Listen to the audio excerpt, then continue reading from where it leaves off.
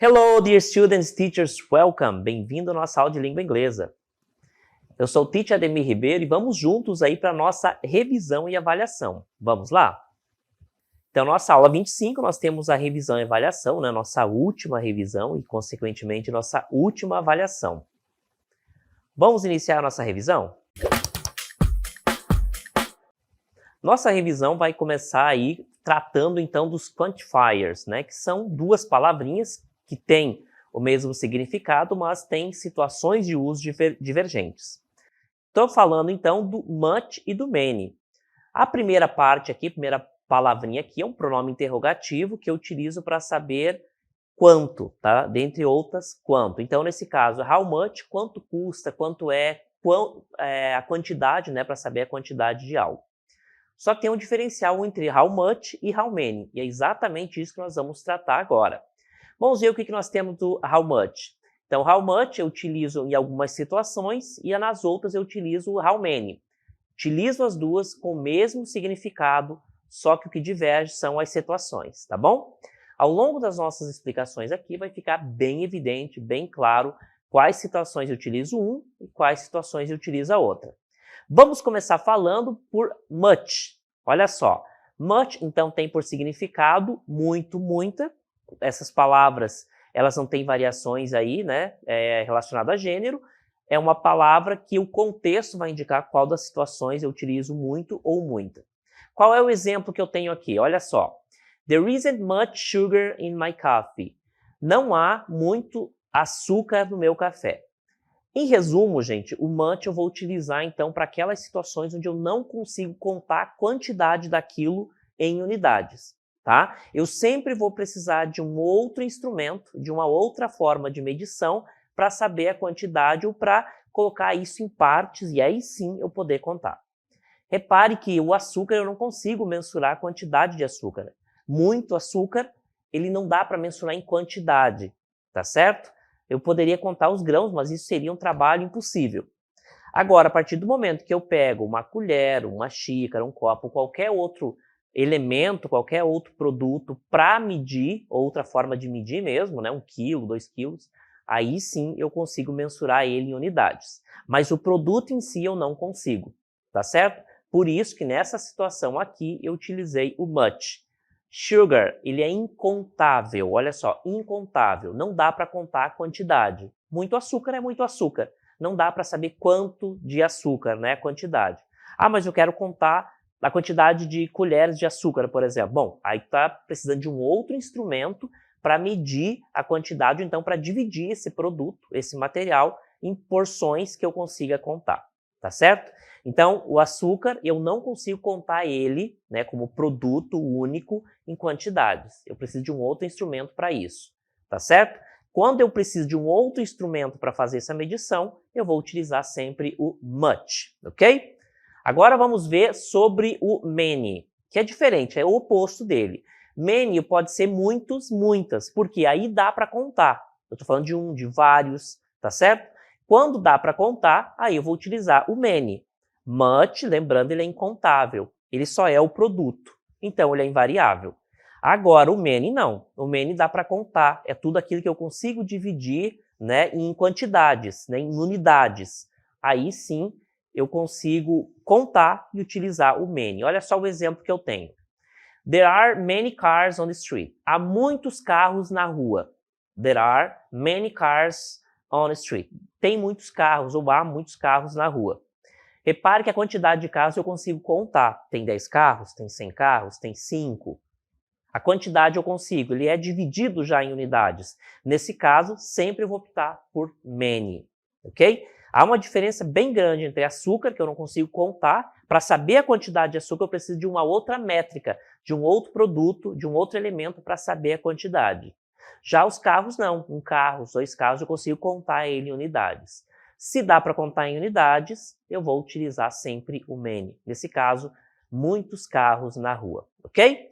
E ele é contável. Então, carros dá para contar a quantidade. 10 carros, 20 carros e assim por diante. Se é contável, vou utilizar o many, ok? Perceberam a diferença? O açúcar, eu não consigo contar ele como uma unidade. Não dá para dizer 1 açúcar, 2 açúcares, né? ou outra quantidade qualquer. Para medir essa quantidade, eu preciso de um outro instrumento. Eu preciso de uma colher, eu preciso de um copo, ou até mesmo de uma forma de medição, né, de peso, quilo, gramas, enfim. Então eu preciso de algo para conseguir mensurar essa quantidade de açúcar. Aí, nesse caso, se eu preciso de ajuda, eu vou utilizar sempre o much. Já é diferente de carros que eu consigo contar, portanto, vou utilizar o many, ok? Situações eu utilizo o much, olha só. Então, eu vou utilizar o much para falar de líquidos. Então, todos os líquidos eu vou utilizar o much, certo? Conceitos abstratos também, eu vou utilizar o much, e substantivos incontáveis que resumem toda essa situação. Tudo aquilo que eu não consegui contar em unidades, eu precisar de um outro elemento, de um outro instrumento para conseguir dividir isso e contar, eu vou utilizar o much.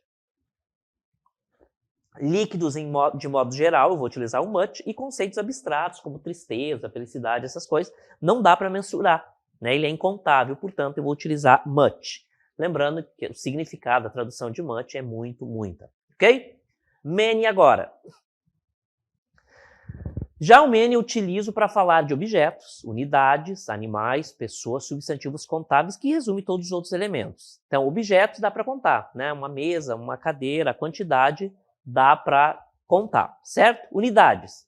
Estou falando de tantas unidades. Eu sei a quantidade, dá para dividir, né? E contar por unidade, então dá para saber, e portanto eu vou utilizar o many. Animais também, né? Dá para saber a quantidade, o número. Então, eu vou utilizar o many. Pessoas, idem.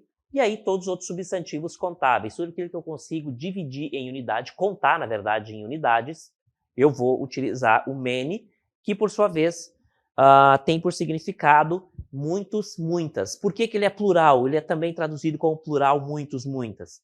Porque aí eu já tenho a quantidade que eu consigo contar. Tá certo? Olha os exemplos. Vou mostrar para vocês os exemplos, olha só. Primeiro exemplo. I don't have much patience, but there are so many reasons to wait for the result. Eu não tenho muito, por que muito, gente? Paciência, ele entra naquele abstrato, naquela questão abstrata, elementos abstratos. Não dá para medir a quantidade de paciência, tá bom? Então, nesse caso, eu vou utilizar o much, muito. Então, eu não tenho muita paciência, porém, there are, no plural, né? Muitas razões, many reasons. As razões eu tenho 5 razões para não ter paciência. Bom, aqui, essas razões eu consigo contar. Eu tenho uma razão? Ainda assim, continuo utilizando o many porque dá para contar, tá certo? É diferente de paciência. Paciência não dá para mensurar isso. Razões dá. Eu tenho uma razão? Eu tenho 2 razões? Enfim. Então, utilizo o many. To wait for the result. Eu não tenho muita paciência, porém, eu tenho muitas razões para esperar pelo resultado. O outro exemplo. She didn't spend much, she didn't spend much money. Ela não desperdiçou. Spend é gastar, desperdiçar, aí depende do contexto. Nesse caso aqui, o dinheiro é gastar mesmo, né? Ela não gastou muito dinheiro. Dinheiro, gente, também é incontável, tá? Veja, eu tenho muito dinheiro. Não dá para contar. Para saber a quantidade de dinheiro, eu preciso falar a palavrinha real, eu preciso falar dólar, eu preciso falar euro. Eu preciso colocar uma outra forma de medir essa quantidade de dinheiro em unidades. É igual a água, é igual ao açúcar, né? Se lá o açúcar eu preciso de uma colher, um outro elemento, um outro produto, um outro objeto para medir a quantidade de açúcar, o dinheiro é a mesma coisa. O dinheiro em si é incontável. Agora, se eu digo eu tenho 10 reais, aí dá para contar, mas eu estou utilizando, então, de um outro elemento, de uma outra forma, para medir a quantidade de dinheiro que eu tenho, que é o real. Dólar é a mesma coisa, euro. Então, eu vou precisar de um outro produto, de uma outra forma de medir, para saber a quantidade de dinheiro. Portanto, money, dinheiro, ele é incontável e, portanto, o much aqui, ok? She didn't spend much money considering how many items she bought. Considerando a quantidade de itens que ela comprou. Ó, itens é contável. Aí eu comprei 5 itens, comprei, sei lá, 5 produtos diferentes de alimento. Aqui dá para contar, portanto, o many, tá? Muitos itens que ela comprou, considerando a quantidade de itens que ela comprou, tá certo? Money, então, ele é incontável, mas itens, eles são contáveis, tá? Eu comprei 5 itens, eu comprei 2 itens e assim por diante. Nosso último exemplo. We haven't had much time to prepare, but there are so many things we need to do. Nós não tivemos muito tempo, tá? Much time. Time também, gente, o tempo, ele não é mensurável, o tempo em si, tá? O que eu consigo mensurar é a partir do momento que eu utilizo uma forma de medi-lo. Por exemplo, hora, minuto, segundos, tá? Ou então ano, século. Eu preciso sempre de uma outra forma para medir, de uma ajuda extra. Ele, por si só, não é contável, tá? Tempo é tempo. Eu tenho muito tempo, mas eu não consigo dizer eu tenho 2 tempos, né? Até posso dizer isso quando eu falo, por exemplo, de futebol, né? Dos 2 tempos ali. Mas aí eu estou utilizando os 45 minutos, aquela fórmula lá que define. A cada 45 minutos equivale a um tempo, tá certo? Então, eu preciso de algo para mensurar isso, a quantidade disso. Aí eu vou utilizar sempre o much. Porém, há muitas coisas. Ó, many, muitas coisas. Coisas para contar. Eu tenho 5 coisas, mas aí que tipo de coisa aí posso elencar, né? Por exemplo, coisas de alimentação, relacionadas à alimentação ou qualquer outro tipo, eu consigo contar essas coisas, tá certo? Se eu consigo contar, dividir isso em unidades por si só, ele já é algo contável, eu vou utilizar o many, tá bom, gente? Então, esses 3 exemplos aí trouxeram, cada um desses exemplos, as situações de uso tanto do much quanto do many, tá certo? Então, só para a gente fechar, much, eu vou utilizar, ele significa muito, muita, e eu vou utilizá-lo quando eu não consigo contar aquele produto, via de regra, substantivos abstratos, líquidos, tá? E tudo aquilo que é incontável. Então, toda vez que eu não consigo contar isso em unidades, eu preciso de uma outra forma, de um jeito de medir isso, para dividir ele em unidades, eu vou utilizar o much.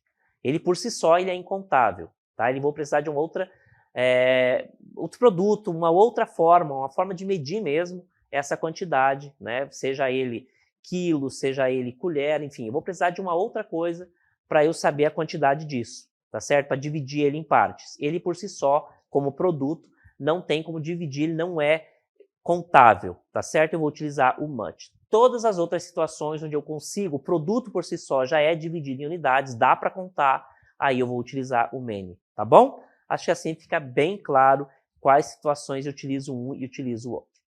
Bem, nós vimos também ao longo das nossas aulas partes da casa e outros elementos que nós vamos rever agora na nossa aula aqui de revisão. Olha só o próximo tópico.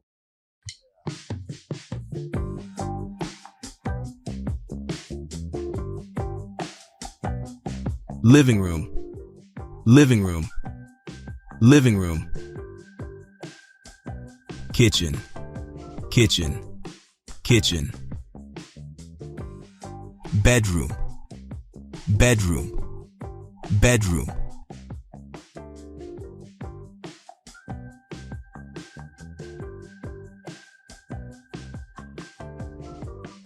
Bathroom, bathroom, bathroom. Dining room, dining room, dining room. Basement, basement, basement. Attic, attic, attic. Garage, garage, garage. Garden, garden, garden.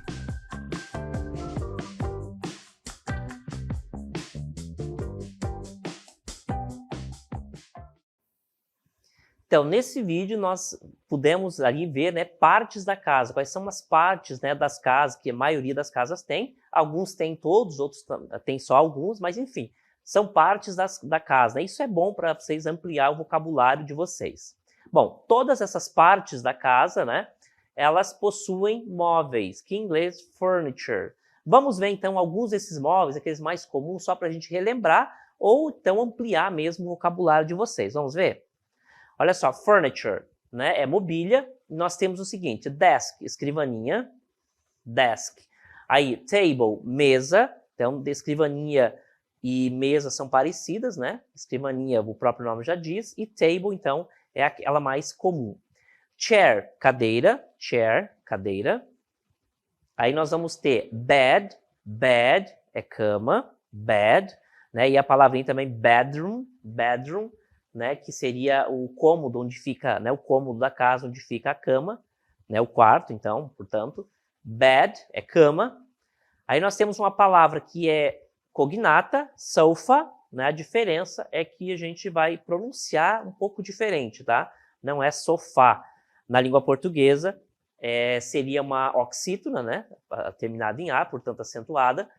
Na língua inglesa eu vou ter uma paroxítona, tá? E aí, obviamente, terminação em A não é acentuado, reiterando, né, que na língua inglesa não há acentuação, tá? A gente não utiliza. As únicas palavras em língua inglesa acentuadas são aquelas que são oriundas de outras línguas, que têm acentuação, e essas palavras foram incluídas no idioma inglês. Existem algumas, tá? Então, sofa é a pronúncia. As palavras em língua inglesa têm uma tendência de serem paroxítonas também, tá? Sofa, né, pronúncia diferente. Aí nós temos armchair, armchair, poltrona, armchair, poltrona. Aí, na sequência, nós vamos ter wardrobe, wardrobe, que é guarda-roupa. Wardrobe, guarda-roupa. Então, esses móveis aí, né, gente, são alguns, né, desses que a gente viu também. São palavras, né, que nós utilizamos aí bastante no nosso dia a dia, são palavras conhecidas e que são muito úteis aí no nosso vocabulário. Bem, agora a gente vai ver um pouquinho sobre o banheiro. Vamos lá? Então, nosso banheiro, né, nós vamos iniciar falando do mirror, que é espelho, mirror. Na sequência, nós vamos ter sink, sink, que é pia. Aí o vaso sanitário, toilet, toilet, é uma palavra de origem francesa, tá? Shower curtain, cortina de banheiro, shower curtain, né, cortina de banheiro. Shower é o chuveiro, shower, chuveiro. Aí, towel, que é toalha, não é necessariamente uma mobília, mas faz parte do banheiro, né? Towel, toalha. Então, são essas palavrinhas aí do vocabulário relacionado aí ao banheiro. E aqui nós temos toothbrush, que é escova dental. Toothbrush. Essas são as palavras aí, vocabulário relacionado ao banheiro, ok? Vamos rever agora uma vez mais nessas imagens? Então, nós temos ali shower, shower, chuveiro, shower, chuveiro. Aí, shower curtain, cortina de banheiro. Mirror, mirror é espelho. Toothbrush é escova de dente, tá? Sink é pia. Toilet é vaso sanitário. Towel, towel é toalha. Então, a nossa lista de vocabulário relacionado aí a banheiro. E aí, nós vamos ver agora, para finalizar, o vocabulário relacionado à cozinha. Vamos dar uma olhadinha? Obviamente, não tem todos os elementos, né, gente? Ou toda a mobília de cada cômodo. São infinitamente maiores, tá? Mas a gente trouxe aqueles mais comuns. Primeiro, da cozinha, oven é um forno, tá? Fridge, geladeira. Stove, fogão. Microwave, um forno micro-ondas. E aqui eu deixei o espaço para colocar o artigo. An oven, um forno, né? O artigo indefinido, né? Aliás, definido. Aí, fridge, eu vou utilizar né? Fridge, uma geladeira. Stove, stove, eu vou utilizar o a também, né? Porque é um artigo. Nesse caso, o som, né? A palavra stove começa com som de consoante, portanto, o a. E por último, aqui eu também tenho o a, né? A, porque microwave começa com som de consoante, portanto, o a aqui. Tá certo, gente? Então, assim a gente finaliza, né, o nosso vocabulário, né, relacionado aí à cozinha. E também finalizamos aí toda a nossa revisão daquilo que nós vimos ao longo da unidade.